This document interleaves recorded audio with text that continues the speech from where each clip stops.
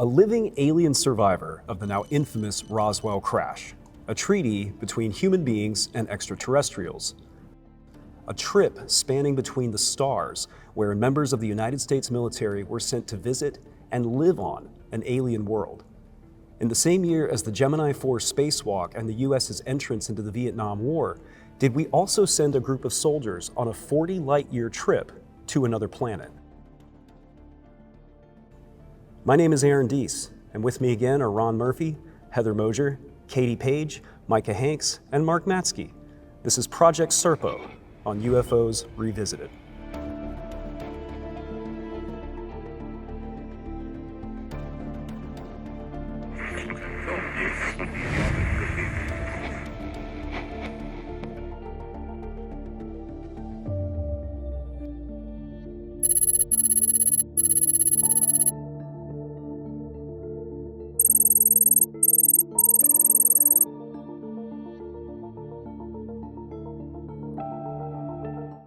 Welcome back, everybody. Great to be here. Great to be here. So I will go ahead and admit at the top of the hour, I really like this case. I really want it to be true. There's a part of me that would really love to see this gain some credibility. So whether or not that is possible is the purpose of our discussion today. Not necessarily to say that it's true, but to determine if that is even reasonable. So let's get right into it. The story goes that in the 1960s, Project Serpo, which is also known as Project Crystal Knight, was established, and the 12 members of the United States military were sent about 40 miles to the planet Serpo. Does that line up with what you guys have heard about this case or what you're familiar with? 40 light years? That's what I have in mind.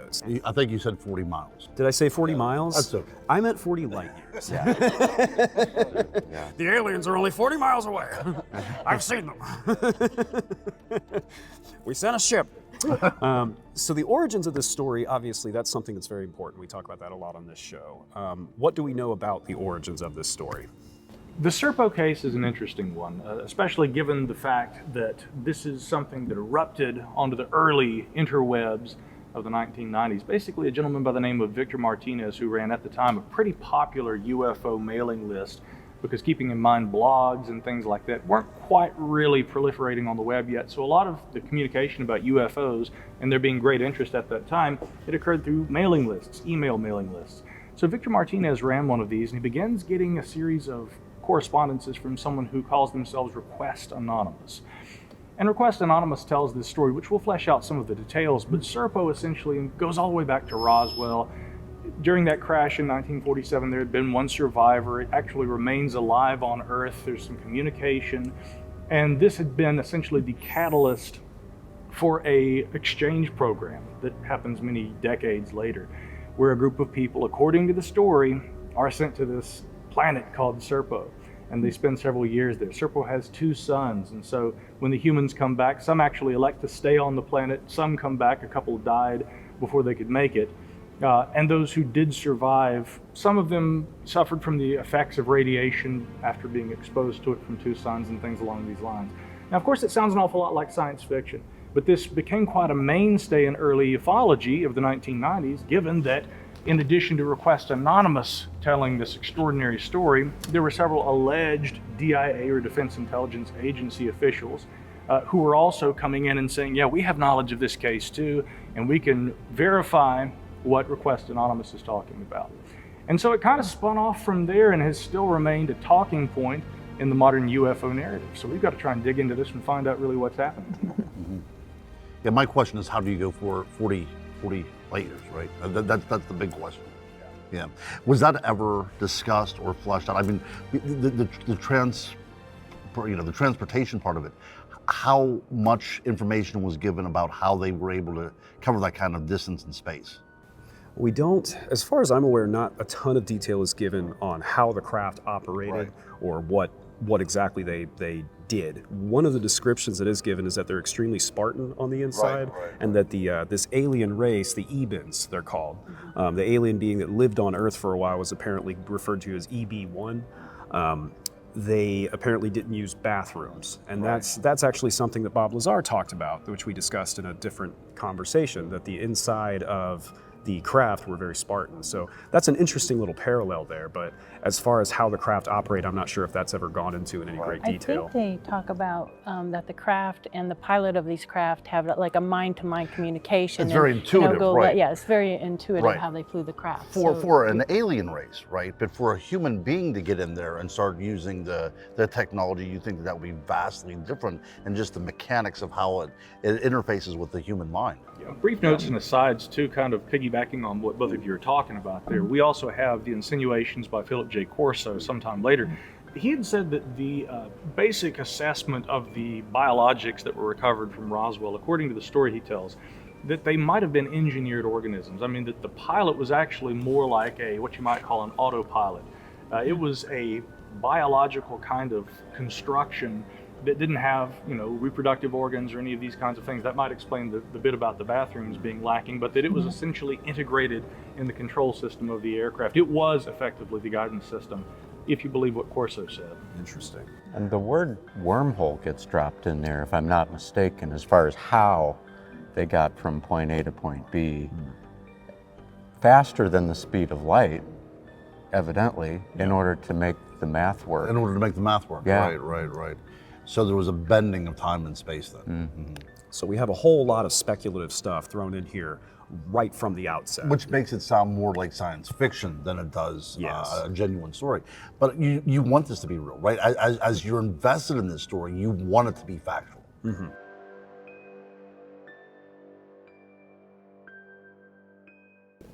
Oh, absolutely. Yeah, Yeah. That's why I admitted that from the beginning. Yeah.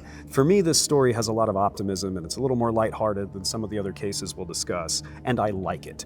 But When they arrived, wasn't it extremely hot, 120, 130 degrees? And then I think, was it on the northern side? It was cooler, so humans kind of made their way over there where it was a comfortable 75 degrees. And so that's very interesting to me On- too. on Planet Serpo. On Planet Serpo, yeah, yes. when they actually get there, the narrative shifts very abruptly. But from the time of the crash on Earth, where contact is made with EB1, they are able to learn some of the Eben language from him, apparently, which is described as being tonal. I'm not sure exactly what that means. We're talking about musical notes, so maybe they whistle at each other.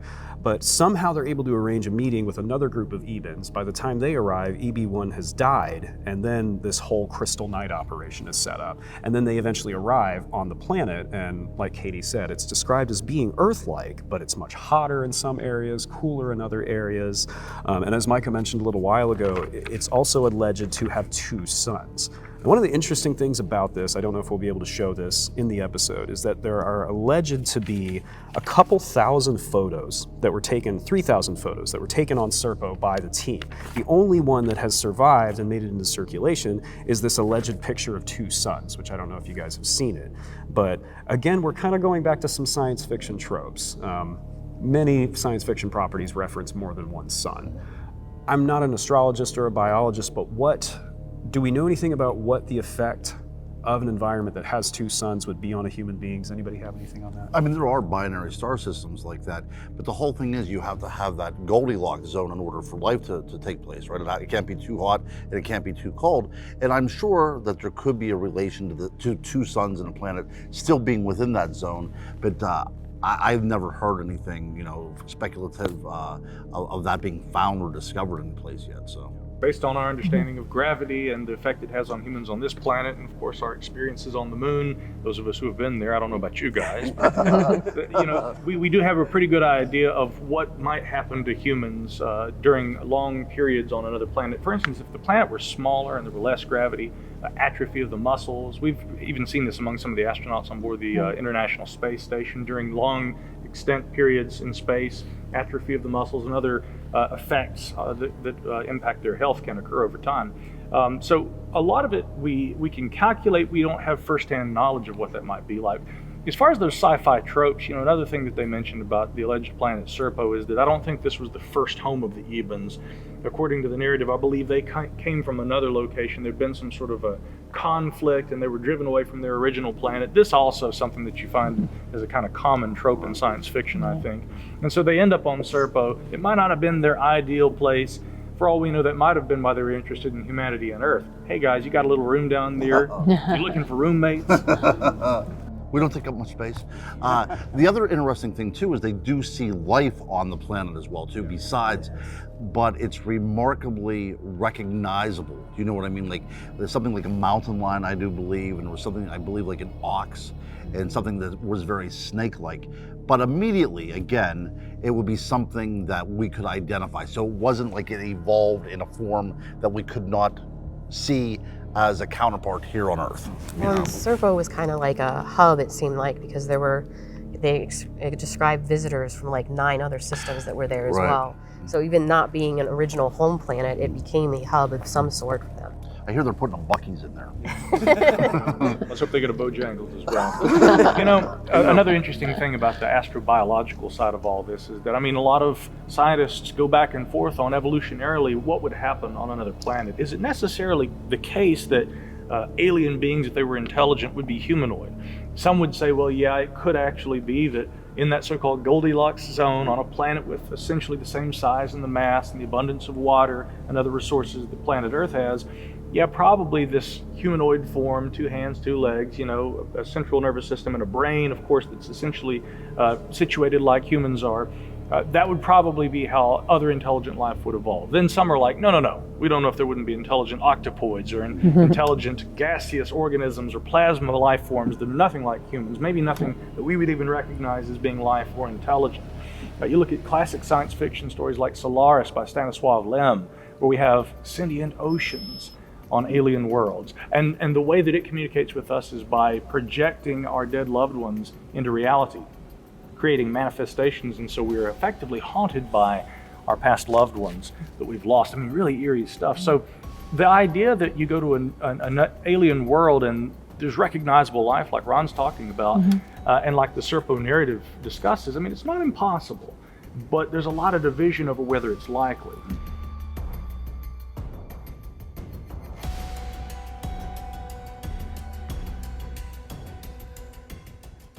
Right, and they even said to have little huts and family units like we do here, so some similarities there as well, the way they lived. Even anthropologically. Yeah, you know. right. A real yeah. compelling part of the story then is that 2 of the astronauts, or whatever you want to call them, stayed.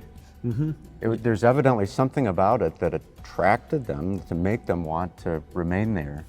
And to go back to the dual sun thing for a second, in the world of the story, it was explained that one of the effects of the dual suns is that it never really got dark on the planet.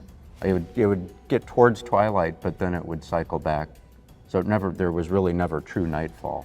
So that on Serpo. alone, if we're talking about an environment for human beings to live in, we're very reliant on our sleep-awake cycles. So that alone would take, I would think, a major amount of adjustment.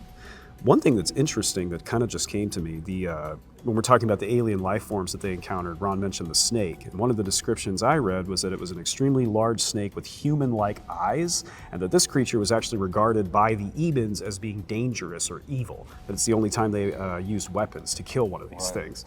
That's an interesting trope if we're looking at, as we have been throughout these discussions, parallels with ancient literature, specifically the snake in the Garden of Eden. Something that's a little uncanny that kind of resembles us is that serpentine form. I'm curious what you guys think about And that. they also have the concept of good and evil as well too, right? So that's the other thing that throws you off. And also you have a serpent, and these are called Ebens, right? So very close to Eden as well too. So you do see this kind of cross transliteration almost of our ideologies projected onto them, or them projecting onto us, or what have you. But yeah, again, seems a little bit too coincidental. Oh yeah, and the anthropomorphic quality of the eyes, eyes, with that right. snake which is identified as being evil, Right. very much like that kind of narrative from Genesis. Do we think that EBE and Eben, is there some overlap there? Or is it just coincidental that they were called Ebens? But you know, you have the extraterrestrial biological entity acronym. Which came first? I think it was derivative. My guess would be that it's derivative of that, yeah. It seems to me, though, with the astronaut that died on the way, I mean, they took the body and there was some confliction. They wanted their weapons, they wanted the body back so they can give a proper burial, but they took that body and they were doing some sort of genetic manipulation, or they took them to this place where they had these tubs of these creatures, and it really upset the other astronaut because they were so strange looking that, like, get me out of this building. So they were doing some hybrid kind of things with different types of creatures and that, if I'm remembering that correctly.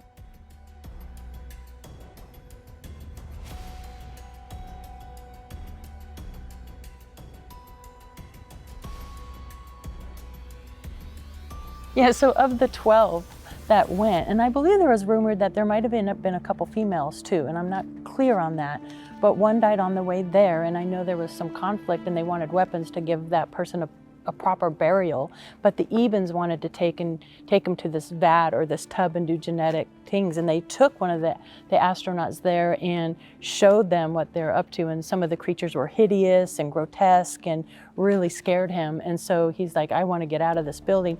2 others died on the planet, and then 2 decided to stay. So of the 12, 7 returned to Earth. All of them died rather quickly on the return to Earth because of the binary system and the radiation effects it had on them. So, yeah. Another interesting anecdote that I read in the book, which we actually have on the table here, is that when one of the members of the group died on the planet, another member of the team, cried. They were upset by that, of course, and the Ebens did not understand what crying was, and they attempted to administer some kind of medical treatment to that team member. Like, they didn't understand. So it's interesting when there are parallels with human society, family systems, and things like that. But then, this other thing that is deeply tied to our identity as human beings is completely foreign to them. It's just interesting. The overlapping ocular points of organs reference. are broken. We must administer. You're leaking.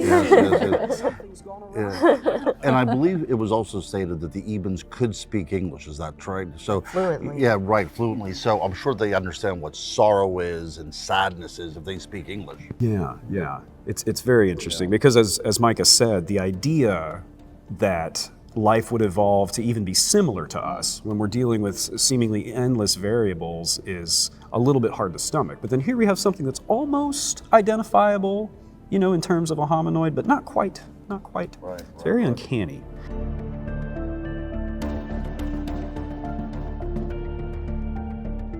I think Kasten said in an interview, I don't know if this is in the book or if this just came later, and because he was asked, he gave the answer.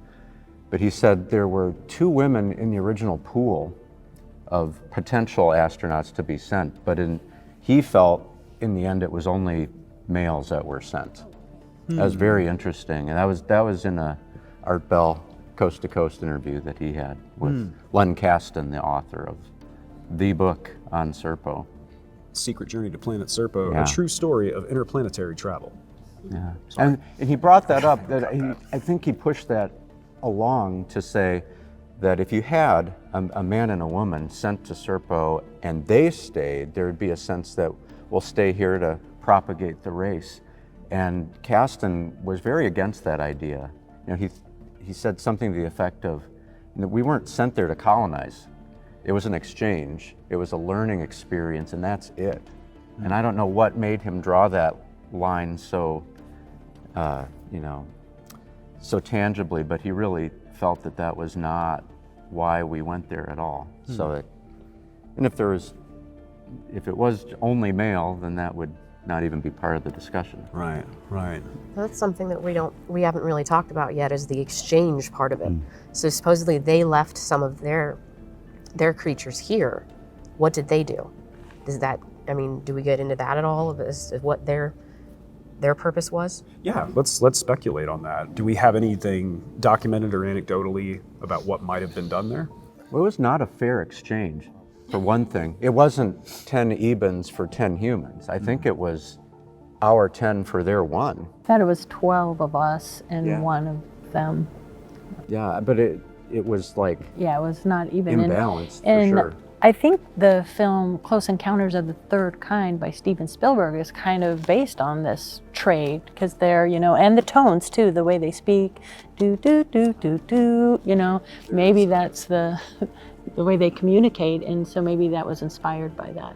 there's a rumor, and this is a rumor, I'm not saying this is true, but it's a part of the discussion about this case, so of course we have to talk about it, but there's a rumor that Spielberg knew about this case, that he was in the know for some reason, and that he based the film Close Encounters of the Third Kind on this as a way to get the story out there in the world. That's, again, rumor. A lot about this case is a rumor, but I'm glad you brought that up because... And, on that point, though, I mean, we also should look at the fact that in Close Encounters of the Third Kind, there are actual references to popular literature and UFO incidents. There's one that occurred in Ohio, in fact, back in 1966, Portage County, where there were a couple of law enforcement officers in the early morning hours that chased sort of a football-shaped object that was emitting silvery white light.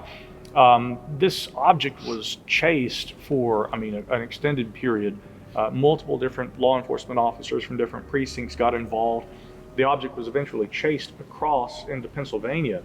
And in the early morning light, as the sun begins to rise, finally it is observed shooting off upward into the sky. It was quite a detailed experience, really one of my favorite of all time. But in the film, Close Encounters of the Third Kind, we do see a police chase involving UFOs, and so there was some inspiration there. And there are other instances, too, in the film. I think Claude Lacombe, the French scientist, is, of course, based on Jacques Vallée, one of the great names in ufology, and actually a computer scientist and physicist and astronomer who has studied UAP now for many decades. So it is clear that there was some inspiration drawn from real-life UFO cases that was depicted in the film. An interesting speculation is, could that work in reverse as well? Rather than there being a possible knowledge of Serpo on behalf of Spielberg or Zemeckis, and that ends up in the film, could the film have inspired Serpo if we want to go in that direction? Well, I believe the Close Encounters came out in '77, and Serpo was in the '60s, so I think Well, it was it would alleged have, to be in the 60s, right? alleged to be in the '60s. Yeah. Right. But you're right, they do have the cattle mutilations there, and even the effects of the craft, the burns on their faces. The sunburns, The yeah. sunburns, so that's interesting as well. Absolutely. Yeah.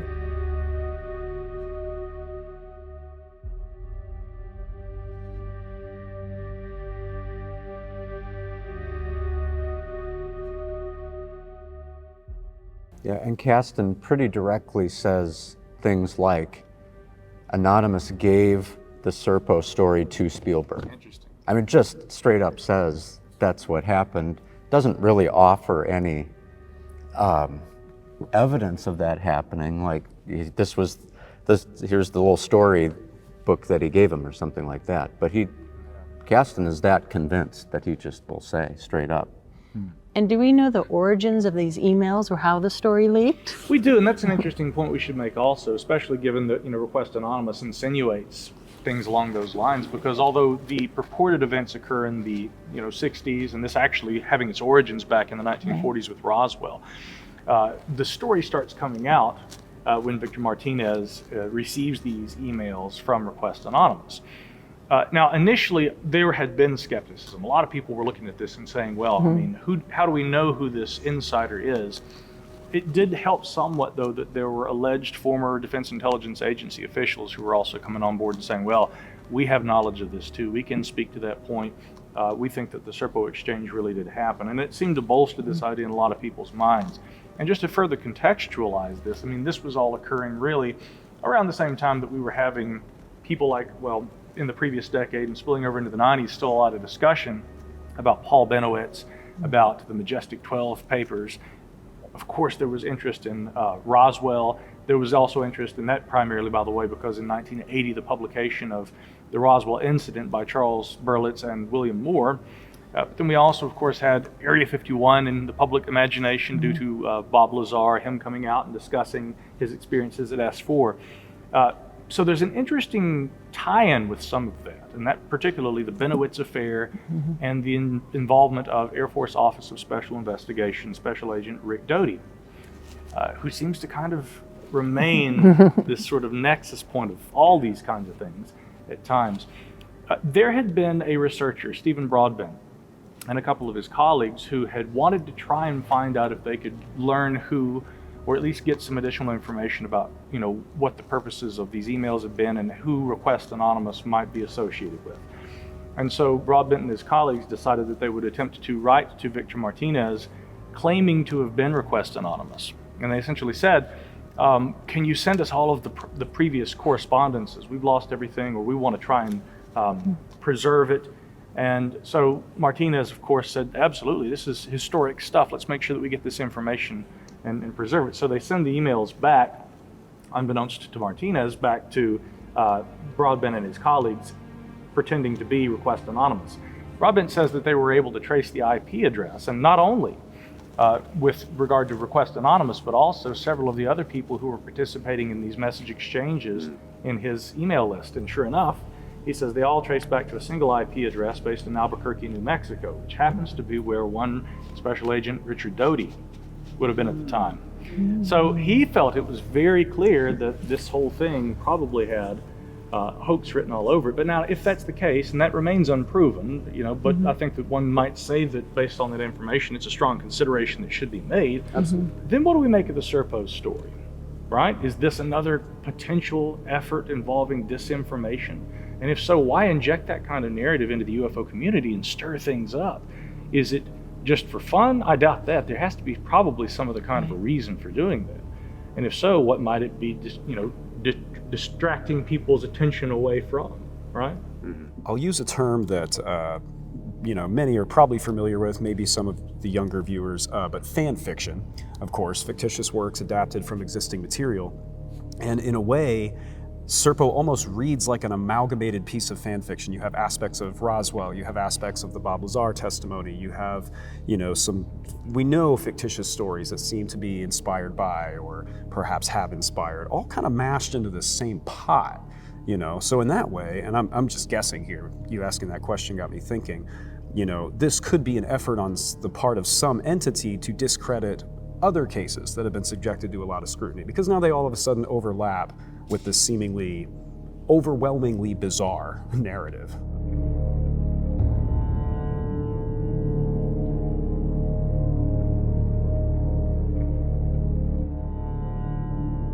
I don't know what you guys think about that. Well, we do have a lot of those, check marks, that we see in filling the boxes here. I mean, there is the insinuation of actual cases that are well known by ufologists, Roswell and things along those lines, interspersed with what, as Ron pointed out, sounds an awful lot like fiction.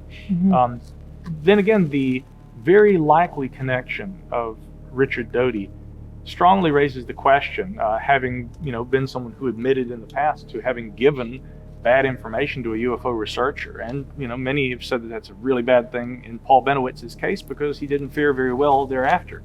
So Doty's involvement, many have said, is very strange. Now, Doty has adamantly denied having any involvement with Serpo for years, and I just want to be clear about that. Yeah. But I think that we should also point out there are some like John Lund and also Mark Pilkington and others who made an excellent documentary film called Mirage Men, a favorite of mine. And they say that, in fact, while they were interacting with Doty at the very same conference back in 2006, the International UFO Congress, where Len Kasten, the author of the book, met Bill Ryan, who ran the website serpo.org, they said that Doty was telling them stories about videos of alleged alien interviews and things that sounded very much like Serpo. To give a quick example, this alleged interview he discussed with an alien was involving an alien from a planet with 2 suns. It was very barren, very little water on that planet. Again, it sounds an awful lot like Planet Serpo. And so, although he has denied having involvement, it's on record that Doty has told stories that seem to be in the furtherance of what we might call the Serpo mythos.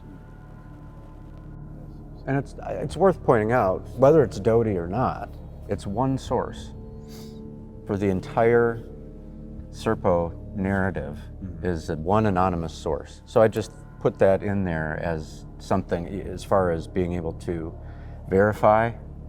There is no real verification process with this story. Either Anonymous is telling us a true story or a story as he understands it, or it's something fictionalized, something made up, or sprinkled in with some good sounding information. So, but because this is a product of the digital era, at least this version of this story, forensically, like Micah said, we can trace it to a single source, which is something we don't often have in these cases. We can't often do that.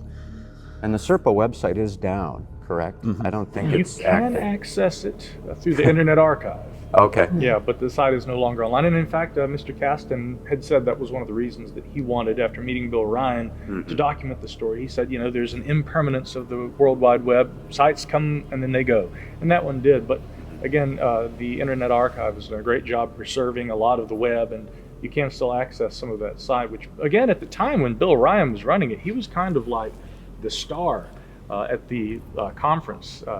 When he came and spoke about Serpo, that was kind of the big headlining act that year. And it was meeting him.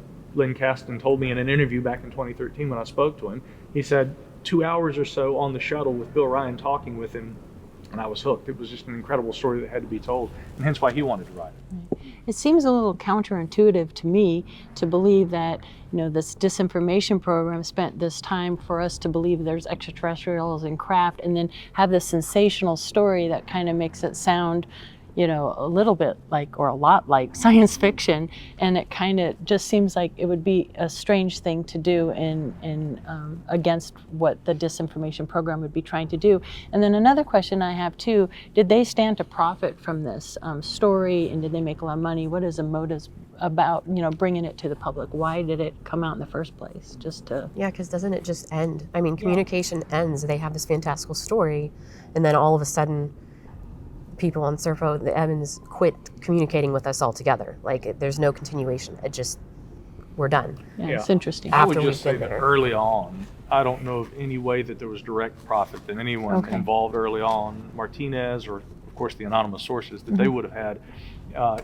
I also think, though, when it comes to, and a lot of skeptics over the years have tried to insinuate that there's always some kind of a motive. Not that you said that, by the way, but you know what I'm talking about. I mean, Philip J. Klass was the best example. When he couldn't outright debunk a UFO case and say it was planet Jupiter, it was Venus, it was, a U-2 overflight or something. I mean, he would always try to tie it back to, well, then there must have been a hoax and there must have been a monetary incentive.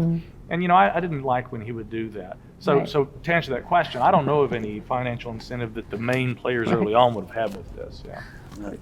It doesn't always have to be financial, though. I mean, sometimes just the idea that I have information that you don't is enough to get you out there as well. So. Sometimes attention seeking. Yeah, Sure. humans have a lot of interesting motivations that drive them to want to do things. Yeah. Right. Yeah, and Kasten did talk about, after the publication of the book, that there were Hollywood conversations that he had, but I don't think it became anything. Like a lot of those conversations, right? I mean, somebody reaches out and you just can't make a deal or get something put together. Oh, yeah. And that kind of thing happens all the time. Yeah. Look, I'm an author. I think there are a lot of authors sitting here at this table. I think authors, if they want to write a book and they want to sell their book and films be made, more power to them, right? You put in the work, go for it.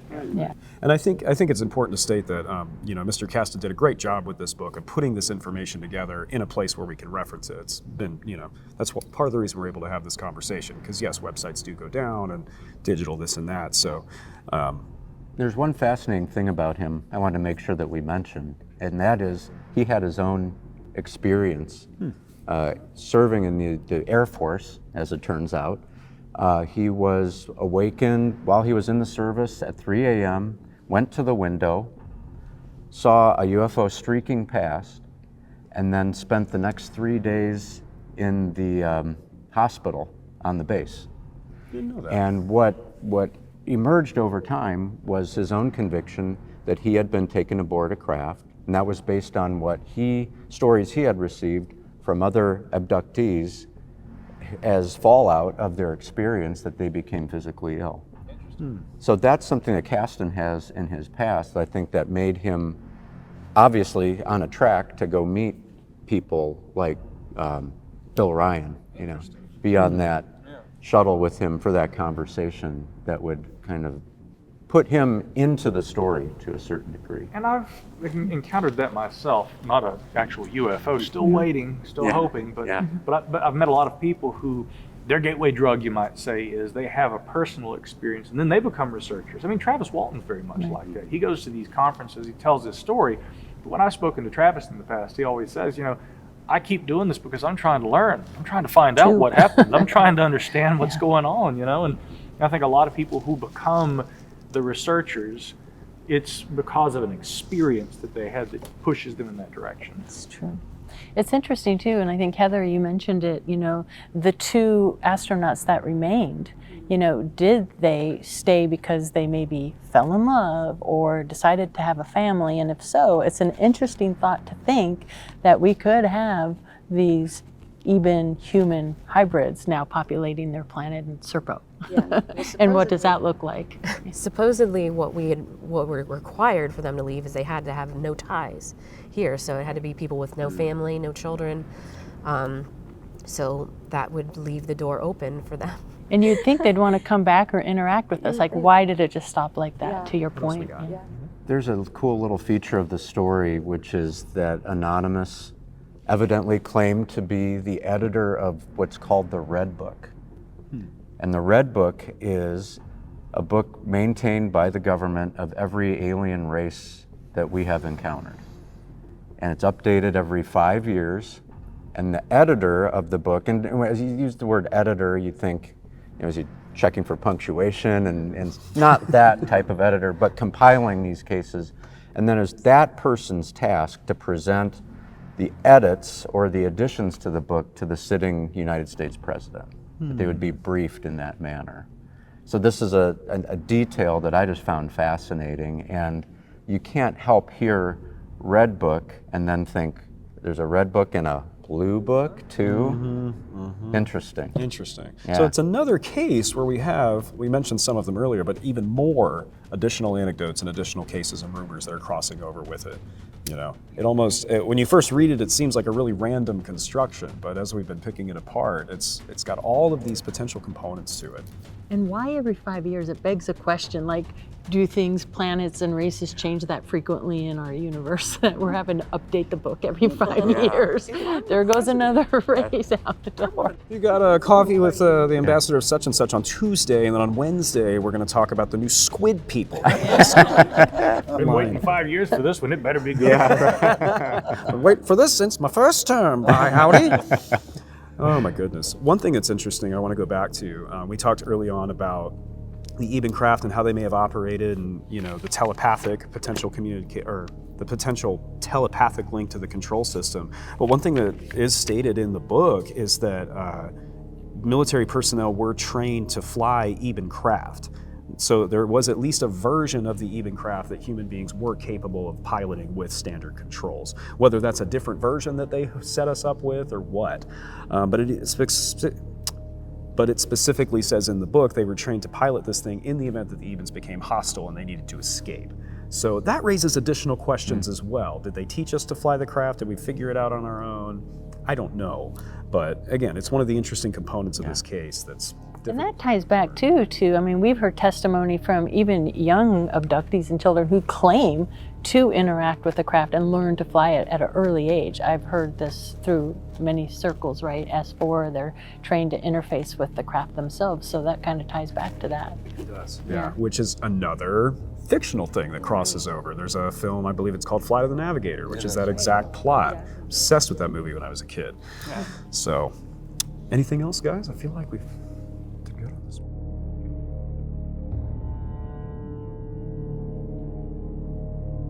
While the evidence surrounding Project Crystal Night is questionable, it is an interesting and an incredibly fun story.